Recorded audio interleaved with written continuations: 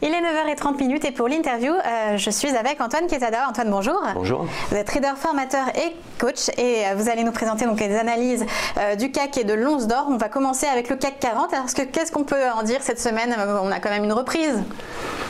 Oui, tout à fait. On va le voir tout à l'heure quand on va travailler sur le graphique en journalier. Là, comme je le fais pratiquement toutes les semaines, je présente rapidement le CAC 40 sur 3 unités de temps, c'est-à-dire sur un horizon de temps de très long terme. Donc ici, on est habitué à ce graphique étant mensuel, c'est-à-dire qu'ici, chaque chandelier japonais, chaque bougie dure un mois. Et donc, bon, ça n'a pas beaucoup évolué par rapport à la semaine dernière sur du très long terme. Pour moi, le CAC de très long terme, il est toujours sur une tendance haussière. Alors, la bougie rouge, qui est celle du mois d'octobre, qui s'est terminée donc tout récemment, a matérialisé une bonne partie baissière de ce qui s'est passé ces derniers temps. Et j'avais signalé déjà la semaine dernière, mais même les semaines d'avant, que le CAC sur du long terme va se reposer, ou il se repose déjà quasiment, sur la grande oblique baissière que vous avez ici, qui était une résistance dans un premier temps et qui est devenue un support. Alors en temps réel, on est à 4000.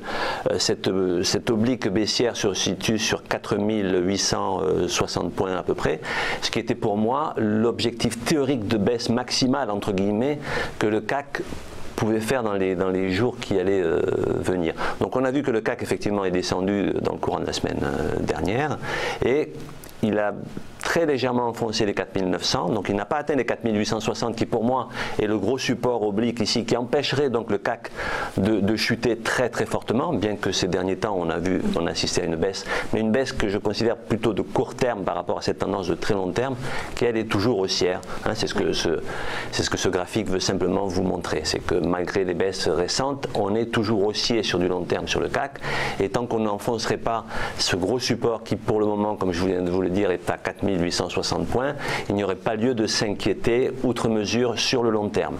Et si ce support venait à être enfoncé, on aurait un gros support de long terme aussi, qui est l'oblique ascendante, qui à l'heure actuelle passe sur les 4600 points. Donc en fait, il faudrait vraiment casser l'oblique baissière pour ensuite aller, dans le pire des cas, dans les semaines, les mois qui viennent, à 4600. Mais ça me paraît très peu probable. Donc je pense qu'on est en train de se stabiliser, en tout cas sur l'oblique baissière. Et maintenant, si on réduit le focus et qu'on regarde à moyen terme. À moyen terme, donc sur des chandeliers japonais qui durent une semaine. Donc c'est le même graphique, vous voyez les reports des obliques précédentes sur de l'hebdomadaire. Alors j'ai parlé à X reprises de cette figure que vous avez ici avec les deux segments bleus qui est un biseau d'élargissement, qui est une figure d'essoufflement de hausse à l'échelle des chandeliers japonais hebdomadaires. C'est-à-dire que cette figure a été validée en ce sens que l'on a cassé la grande oblique bleue que vous avez en support, on l'a cassée, elle passait sur autour des 5050 points, on l'a cassée et on est descendu, vous voyez qu'on n'a pas touché totalement, on n'a pas touché en fait la grande oblique baissière qui s'est reportée ici. Donc, et là, on assiste depuis quelques jours effectivement à un petit rebond, alors petit rebond de court terme, hein, c'est ce qu'on va voir là tout à l'heure. Donc pour le moment, je dirais que ce biseau d'élargissement qui est une figure d'essoufflement de hausse, donc potentiellement de retournement baissier, il a été franchi à la baisse, ce qui était très très fortement probable, hein, mais il trouve comme support, encore une fois, la grande oblique. Donc peu de risque d'enfoncer l'oblique baissière de long terme. On a rebondi ici sur un palier de Fibonacci, puisque moi je suis très fan de Fibonacci. Fibonacci me permettait d'avoir en extension les objectifs théoriques que donnait cette figure. Cette figure, si on l'a reportée à la cassure, elle nous amenait à un potentiel de baisse qui nous ramenait sur les 4450 points, ce qui était très peu probable qu'on l'atteigne pour les raisons que je viens d'évoquer. Et donc là, on s'est limité à la zone des 4900 points, 4896 exactement, ce qui a été le plus bas, et le marché rebondit. Alors il va être intéressant de voir, c'est pour ça que j'ai voulu vous reparler du CAC aujourd'hui, parce que si on passe en journalier... Au court terme donc. Au court terme, donc à la zone qui nous intéresse là plus précisément. Alors ce qui est assez amusant, et je l'ai tracé ici, mais je vois que le CAC a déjà ce matin poussé sur un gap, il y a une figure assez rare qui s'appelle un diamant et que l'on a ici en journalier, donc que j'ai tracé ici en bleu, vous voyez, qui est une espèce de losange. En fait, c'est quoi une figure en diamant? Moi, je suis très fan d'analyse technique, puisque c'est j'utilise cet outil-là pour trader. C'est une figure qui représente en fait deux triangles dos à dos. C'est-à-dire qu'on a sur la partie gauche de cette figure, on avait le marché qui faisait des points plus hauts que la veille et plus bas. Donc on est en train de faire des plus hauts et des plus bas, et sur la partie droite de la figure, on faisait des hauts moins hauts et des bas moins bas. C'est-à-dire que ce sont deux triangles dos à dos, donc ça forme un losange. Alors d'un point de vue chartiste, ça s'appelle un diamant. Vous voyez, c'est assez, le langage est très coloré dans ce domaine. Eh bien, ce diamant qui est venu donc se poser sur les 4900 points, grosso modo, c'est une figure de retournement à la hausse lorsqu'on est sur cette partie basse. En clair, sur cette figure, dans 80% des cas, puisque tout ça n'est que de la probabilité, dans 80% des cas, le marché ressort dans le sens inverse par lequel il est rentré. C'est-à-dire que c'est une figure de retournement.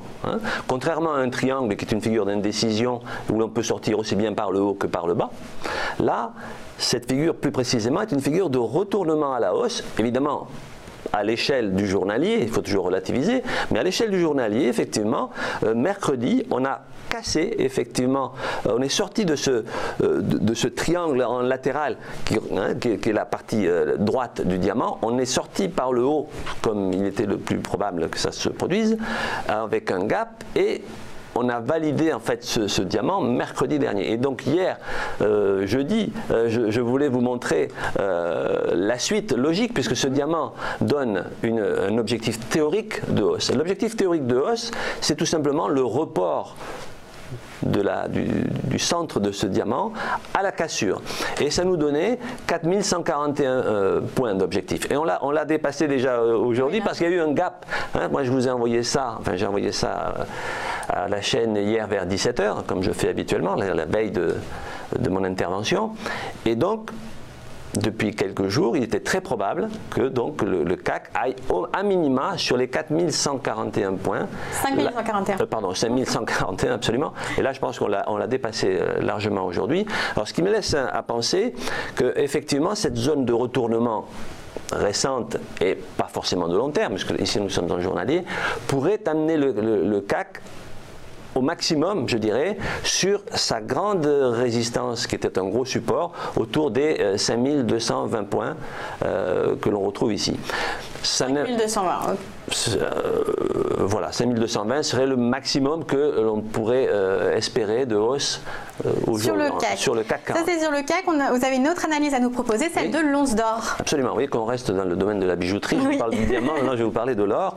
Alors l'or, effectivement, on l'a vu, là on est sur un graphique de très long terme, depuis ses plus hauts historiques, pas loin des $2000 l'once, l'or ces dernières années a énormément baissé, il a retracé de moitié son précédent mouvement de hausse, c'est-à-dire qu'on est revenu sur la zone des $1100 de l'once, qui représente 50% de ces niveaux, et depuis on est plutôt en latéral. On ne peut pas dire que l'or soit sur une tendance haussière ou baissière, quand on regarde les retracements de Fibonacci, vous voyez qu'on oscille entre les $1000 et les 1200, 1300, et ça depuis des mois.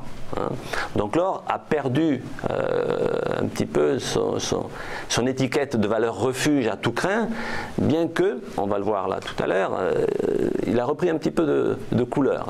Donc voilà le mensuel, je dirais qu'il est latéral, donc rien à dire, ce n'est pas vraiment une tendance haussière ou baissière, on est sur une zone plutôt stable, sur du long terme. On va passer sur le graphique en hebdomadaire. Voilà, alors en hebdomadaire, vous avez ici le report de l'oblique de long terme que j'ai tracé, qui est l'oblique baissière du mensuel, et j'ai retracé ici une nouvelle oblique qui était la tendance en chandelier japonais hebdomadaire qui était baissière et qui a amené l'once d'or sur les $1159, c'est-à-dire la partie la plus basse ici. Et donc cette oblique, elle a été cassée par le haut, c'est-à-dire que l'or s'est mis à remonter sensiblement ces dernières semaines. Alors on peut y voir naturellement la conséquence de la peur qui s'est installée sur les marchés suite à la guerre commerciale et aux différents événements fondamentaux qui impactent l'économie mondiale, ou en tout cas la géopolitique. Hein. Donc, il semble reprendre du poil de la bête en rebondissant sur ce point bas à 1159.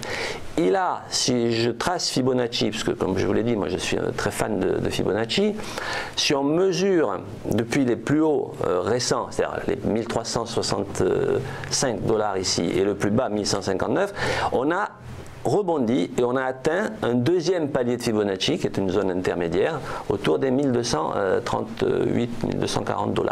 Donc voilà pour l'hebdomadaire, donc un rebond depuis plusieurs semaines. Et si on va sur le journalier, on va voir plus précisément, effectivement. Voilà, c'est encore plus clair. Donc encore une fois, c'est le même graphique mais vu à la loupe, hein, en quelque sorte.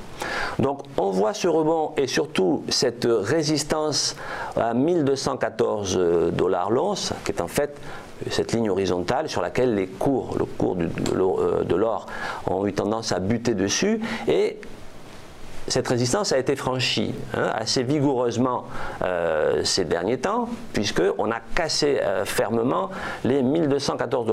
Donc mécaniquement, et quand on regarde la figure qui a précédé, donc avant la cassure, on est sur un triangle ici, et sur un triangle, là aussi c'est comme chaque figure chartiste donne un objectif théorique, ça n'est jamais une certitude, mais on peut se projeter et quantifier le pourcentage de rebond de façon à se repérer, à savoir ce qu'on peut prétendre comme objectif.